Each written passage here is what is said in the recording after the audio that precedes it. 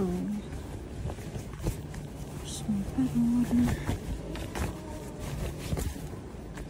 hirap naman ito maglaba. Nakubri kama. Ang hirap maglaba ng kubri kama.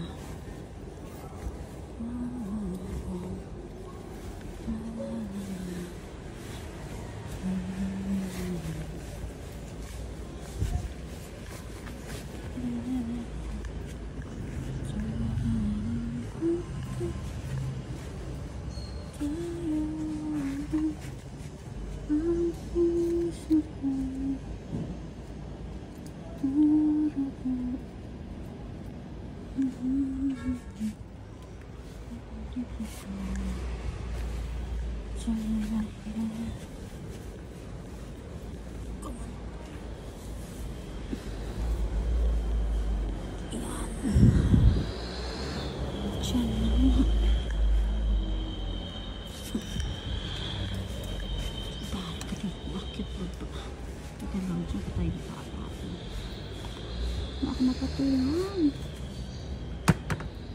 Oh my G.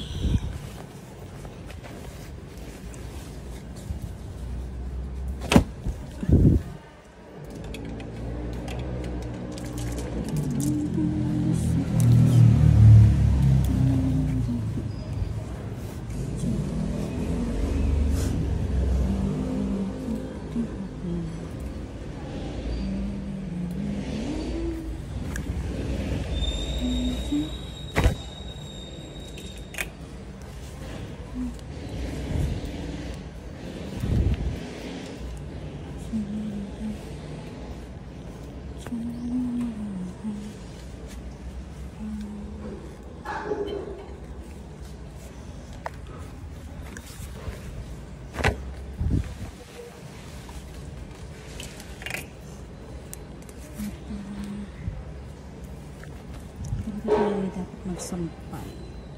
Kailangan pantay. Papantay natin ang ating mga sampay para maganda tingnan. Hindi yung magsasampay ka lang ng bara-bara. Kailangan may proportion siya. So, this is the life of a housewife. Maglaba, maglinis, at magluto.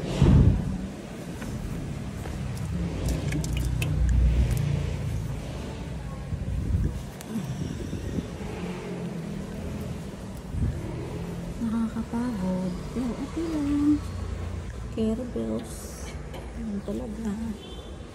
Kapag nanay ka na,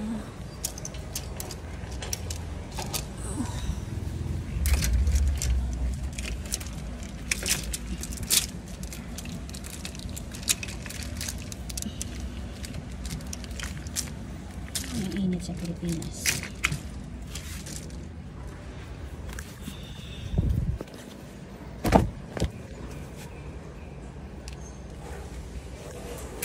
Ito lang.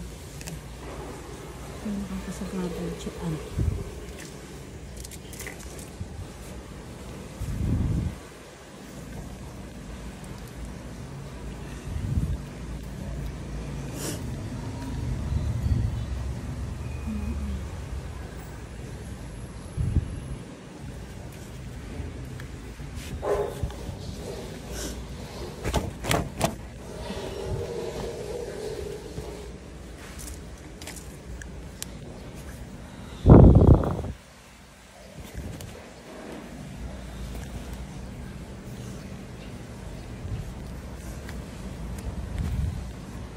Hirap yung mag-video habang nagsasampay, nag-video. Hello ka.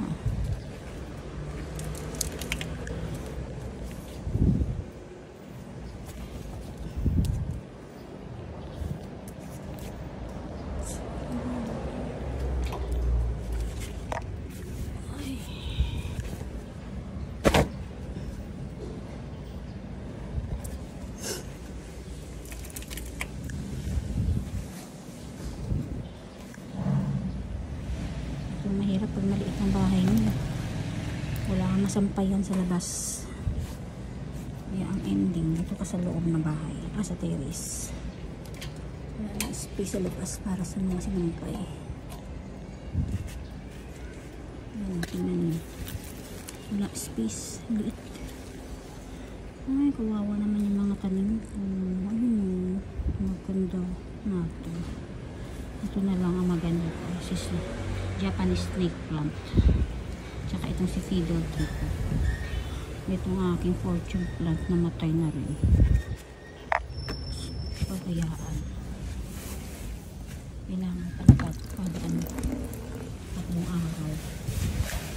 Bago magtatlong araw, hinuhin na. Diligan mo na siya.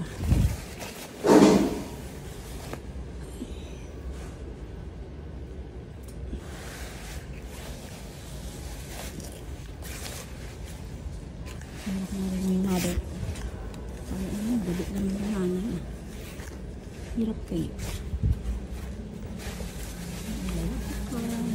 Ay, ulit-ulit. Hanggang sa routine na lang ang buhay niya. Ito pa. Wala. Nasumpay. Mamaya-maya tuyo na to eh. Kasi grabe ang araw dito. Tuyo na to mamaya-maya. Ay. Nandiyan lang siya. Okay na. I-reverse na. Meron pa sa baba. Ito, try ko. Itong mga bambu-bambu. Ay, nabas. Diba? Yung mga bambu-bambu ko. Ayan, may tineki ako. Nandiyan sa likod. Tineki. Yung aking pislili, hindi pa nagbubulak-bulak hanggang ngayon.